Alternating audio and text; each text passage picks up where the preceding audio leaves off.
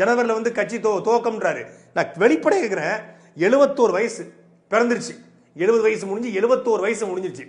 68 வயசுல கர்ம வீரர் காமராஜர் 14,000 பள்ளிக்கூடங்களை கட்டி கொடுத்து பல அணைகளை கட்டி கொடுத்த கர்ம வீரர் காமராஜர்ட்ட 68 வயசுல கேட்கிறாங்க, ஐயா நீங்க தான் தமிழ்நாட்டுக்கு அடுத்த முதலமைச்சர் வேட்பாளராக நிற்கணும், காங்கிரஸ் கட்சியினுடைய தலைவராக நீங்க தான் இருக்கணும்னு சொல்லி கர்ம வீரர் காமராஜ் சொல்லும்போது, எனக்கு 68 வயசு ஆயிடுச்சு, அடுத்த தலைமுறை நிறைய வந்துட்டான்ப்பா, புதிய பிள்ளைகள் வந்துட்டா, அவனுக்கு வாய்ப்பு வழங்கணும், நான் அரசியல் விட்டு விலகிக்கிறேன்னு சொன்னாரு.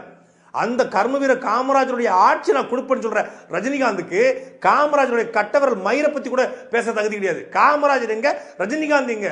71 வயசுல நீங்க கட்சியை துவங்கி அதுக்கப்புறம் தமிழ்நாட்டு மக்களுடைய பிரச்சனைகளா புரிந்து கொண்டு அதுக்கப்புறம் உங்க கொள்கையெல்லாம் விளக்கி அதுக்கப்புறம் நீங்க கூட்டம் போட்டு நீங்க முதலமைச்சர் ஆவீங்க. தமிழ்நாட்டு மக்கள் வாயில நாங்க விரல சப்பிட்டு உட்காந்துருக்கணும். தமிழ்நாட்டு மக்களை எவ்வளவு கேவலமா நினைச்சிருந்தா ரஜினிகாந்த் தேர்தலுக்கு 4 மாசம் 4 மாசம் கூட இல்ல, தேர்தலுக்கு 3 மாசத்துக்கு முன்னாடி கட்சியை துவங்குவாரா, இவர் நாங்க முதலமைச்சர் ஆக்கி விடணுமா?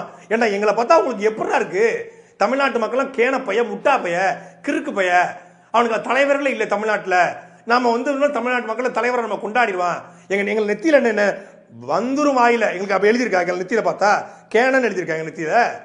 மராட்டிய மண்ணில இருந்து புழைக்க வந்த ரஜினிகாந்தை புழைக்க வச்சு பலாயிரம் கோடிக்கு அதிபதியாக மாற்றி முகரக்கட்டையை சரியில்லாத எல்லாம் அந்த முகரக்கட்டையை ஏற்றுக்கொண்டு பேச்சு, தமிழ் பேச்சு தெரியாது, அந்த பேச்சை ஏற்றுக்கொண்டு இன்னைக்கு வரைக்கும் தமிழ் ரஜினிகாந்துக்கு தமிழ் படிக்க தெரியாது. தமிழ் படிக்க தமிழ்ல ஆங்கிலத்தில் பேசுன PSU, வணக்கம்னா VANAKKM, வணக்கம்னு எழுதி கொடுத்தா, ஸ்கிரிப்ட் எழுதி கொடுத்தா தான் அவர் வாசிப்பார். தமிழ், என் தாய்மொழி தமிழை வாசிக்க தெரியாது, என் தாய்மொழி தமிழை எழுத தெரியாது. என் தாய்மொழியே தெரியாத ஒரு தருதலையை நான் தலைவனாக ஏற்றுக்கொண்டு அவரை முதலமைச்சராக ஏற்றுக்கொண்டு நாங்கள் ஓட்டு போடணும். அதை நீங்க பார்த்து ரசிப்பீங்க. அப்ப எங்களை எப்படி நீங்க பாக்குறீங்க? தமிழர்களை, தமிழ்நாட்டு மக்களை ரஜினிகாந்த் எப்படி நினைக்கிறாரு? முதல்ல நான் கேட்க விரும்புறேன், என்ன நினைக்கிறாரு எங்களை பத்தி?